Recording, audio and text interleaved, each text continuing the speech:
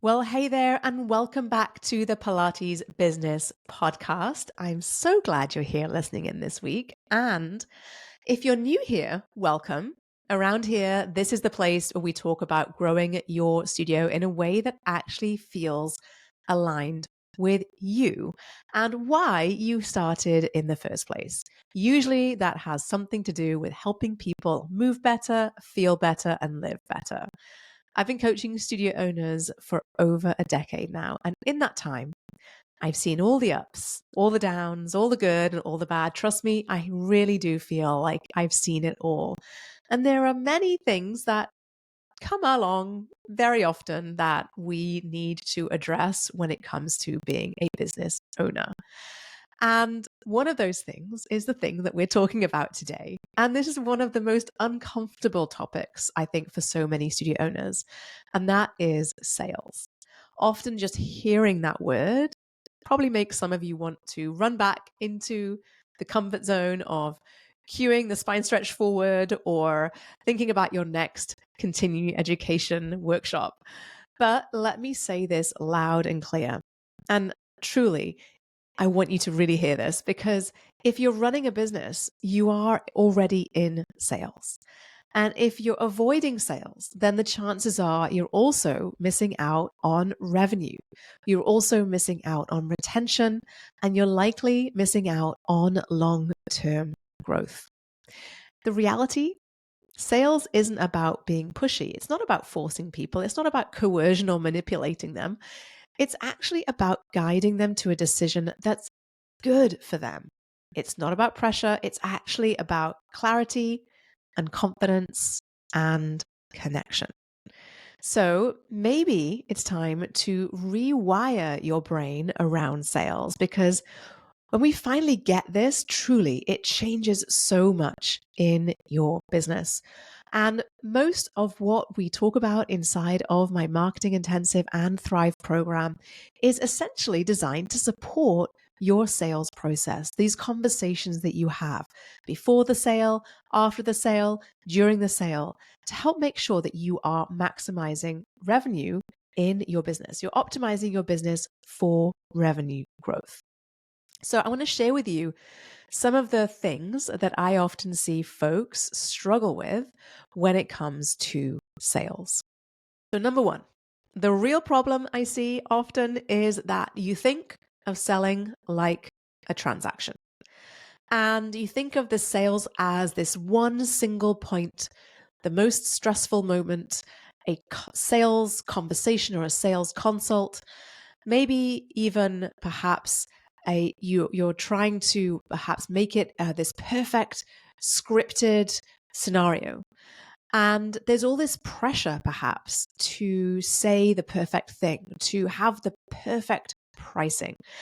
And so no wonder it feels really, really awkward because, I think often we think of this sales a period of time, I would like to call it a period of time, like a moment, but actually it is a process because selling doesn't start at the end of that intro offer or at the beginning of the intro offer. It starts when the second they find out about you, they hear about you, they learn about you. Every Instagram post, every front desk conversation, even the way your website is written is all part of your sales process. And this is one of the first things that we dive into inside of Thrive, because if your marketing and your messaging and your client journey are not aligned, it will 100% feel really hard to make a strong sale. So if your sales weren't a moment, if your selling point wasn't a moment, this intense moment of a win or a lose or a pass or a fail, but perhaps an ongoing relationship that you're building, like maybe when you start to see your clients begin to get stronger, right? Like you start to see the full breadth of the entire experience that your clients have, selling actually becomes way more natural because you remove that pressure and it's not about that one transaction. So you're guiding folks forward instead of simply convincing them. Okay, the next challenge I see many studio owners making is that they are focused on convincing instead of on connecting. And I think this is one of the biggest mistakes I see throughout the marketing efforts of studio owners. And that is trying to sell the class instead of the impact, the change, the results, the outcomes, the transformation. So I see it all the time. Studios promoting, say, small group classes or expert instructors. And don't get me wrong, these absolutely matter. But clients don't stay because of your reformer brand. They stay because of how they feel after a month of working with you. So that knee pain they didn't think could ever go away is gone, or their confidence to do a big trip that they never thought they could do, where there's hiking and traveling and movement, they can do that again. And that's really what they're buying from you. And that's what we talk about a lot inside of my marketing intensive. It's where I help you to identify exactly what it is that you do for your clients, that transformation, that impact that you make. And we speak to that in our marketing efforts, because once you learn how to truly articulate the value of what you have to offer, you stop sounding like just another studio, like you're offering just another Pilates class, and you start sounding like the answer to all of their problems, like the thing that they exactly need right now. So I want you to shift from trying to be impressive with the features of what you have to offer, and instead think about how you can be relevant, connecting to what your ideal clients already want. And if you can do that, then you're not selling at all. You're just simply informing them of what is possible. Now, the next one is a big one, especially if you're someone who perhaps shies away from even having a conversation at all around pricing or packaging or memberships or next steps. So if you're someone who sort of avoids that or finds that super uncomfortable, then this might be a bit of a game changer for you. Now, the problem is often, yes, we do not want to be pushy. So we often simply say nothing.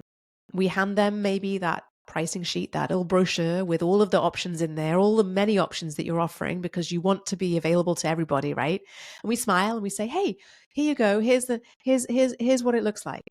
And maybe then you turn and you walk to your next client, or they leave the studio with that brochure in hand that then gets shoved into the bottom of their purse. And then they drive out of the parking lot and they go to the grocery store, and then they get a call from their kids' school and they're gone. They're out. They may not ever reach back out again. And even when they find that crumpled brochure with your pricing list on it at the bottom of their purse, and you're left hoping that they will, because you've given them that beautiful brochure that you carefully and designed with and poured so much time into thinking about the pricing.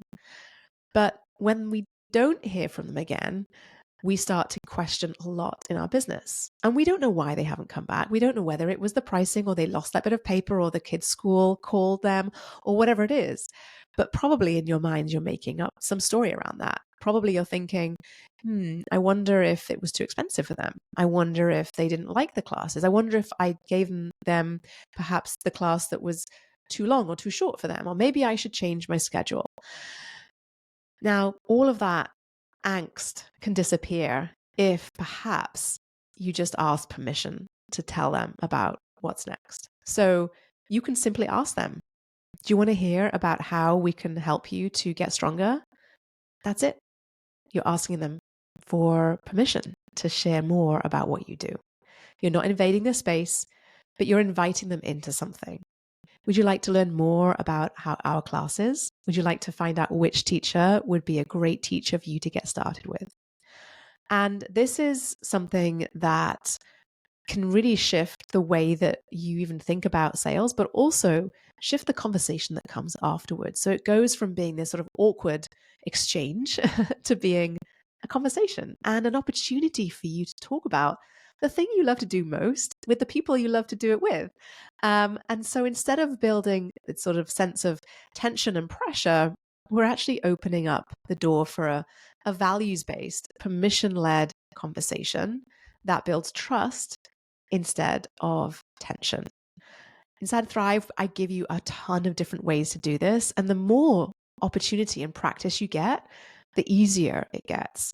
And clients love it, not because you're trying to push them over the finish line, right? It's because they're making an empowered decision and you're sharing, like I said earlier, that information with them that's going to help them to make the right decision for them, which is exactly what we want, right? Okay. The next thing I wanted to share with you is, and it's a deep breath for this one, because it is something that we are perhaps very unaware of in ourselves. And I think even those who feel like they're good at selling and have a really strong revenue number in their business and their business is thriving and growing, they can find this kind of stumbles too. And that is your energy and your confidence when you're in that conversation about next steps. And your energy might say something like, I know this is expensive and I hope you say yes. And if that's what your energy says, they will pick up on it.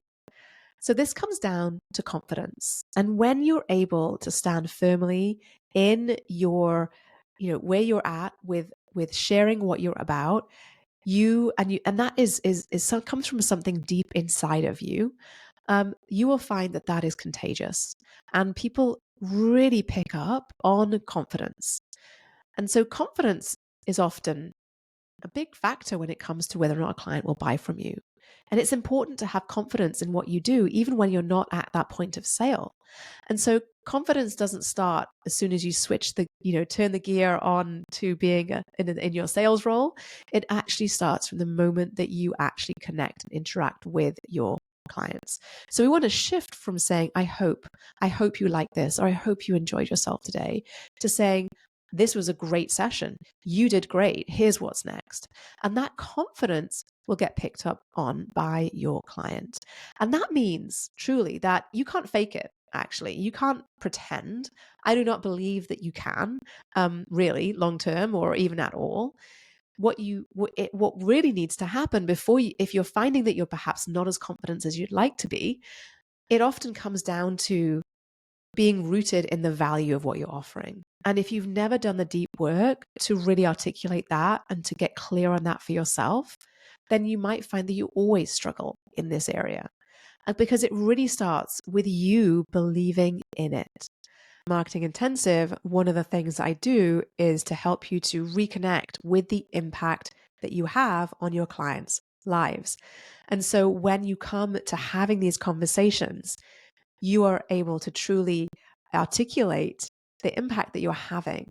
And so having these conversations simply becomes sort of an educational experience for your clients, so you can share with them what it is that you do. Sometimes often I find many studio owners come to me in a place where they haven't done this work or haven't done it for a really long time. And if you're ever been close to a point of burnout or overwhelmed in your business, then you may have lost the spark for what you do. And the work that we do, oh my goodness, it just lights people back up again. And so the next time that you're sharing your pricing or your packages, just be mindful of whether you're sounding hesitant or whether you're sounding confident and grounded. If you're hoping they say yes, or are you calmly guiding them towards something you know will help them? That confidence you have, it's contagious. And when you have it, people want in. Okay, final tip here is that selling doesn't end with a yes. Now, this one is often, really overlooked. I don't really hear anyone talking about this at all. And that is that sales doesn't end when someone signs up. In fact, that's honestly when the real sales process begins, because now you're proving that their investment was worth it. And a lot of studio owners drop the ball here. A new client signs up, and then, business as usual, normal sessions just like everyone else, no special onboarding, no excitement, no check-ins, no fanfare, nothing. And then we wonder why they disappear after 5 classes. In Thrive, we call this retention-based selling. We talk about marketing as a retention tool as well as a lead generation tool. And I show you how to design that new client experience and that customer journey that not just creates a new client, but actually creates clients that stay for a long time, but also share their friends with you and bring referrals to you and facilitate you to grow beyond just your own marketing efforts. And the mindset shift here is that truly the easiest sale that you will ever make is to someone who's already said yes. And so instead of just hunting for new leads each month and hoping they'll show up or scrambling for those new clients, if you optimize your post-sale experience as well, that's how you can really build that long-term revenue, that consistent revenue growth, in fact, without constantly being in that scrambling for clients mode. So there you have it. I gave you a lot of insight in this session today, and I wanted to give you a quick recap before I close out. So I have to say, selling isn't about pressure, right? It's about opening up the door of possibility. It's not a one-time conversation. It's actually about ongoing connection. And when you shift from convincing people, right, or thinking it's about convincing people, actually, it's the mindset shift that's the big deal, to connecting and thinking about it as an opportunity to connect, so much changes. Because I think the biggest takeaway here for you is that your studio exists to solve problems for your clients. And selling is just that thing that happens between you actually being able to make that a reality. It's how you guide people into being able to access the solutions that you offer. So if this episode perhaps lit a bit of a fire underneath you for perhaps thinking about your very own sales process, and perhaps you're thinking, okay, maybe I need to rethink how I'm doing this, then I'd like to encourage you to consider joining my Thrive group coaching program. I'm going to share all the details in the link in the show notes, but this is truly the program that is going to help you to build a sales system that is going to feel completely aligned with how you want to build your business, how you want to work with your clients, and that actually works. You do not need to feel salesy at all, I promise. So if you're thinking about growing your business and you want to grow your business and you're not seeing the growth in your business, then Thrive truly is your next step. So I hope this is helpful to you. A quick episode this week on sales, something that I don't want to see you overlook. Okay, don't avoid it.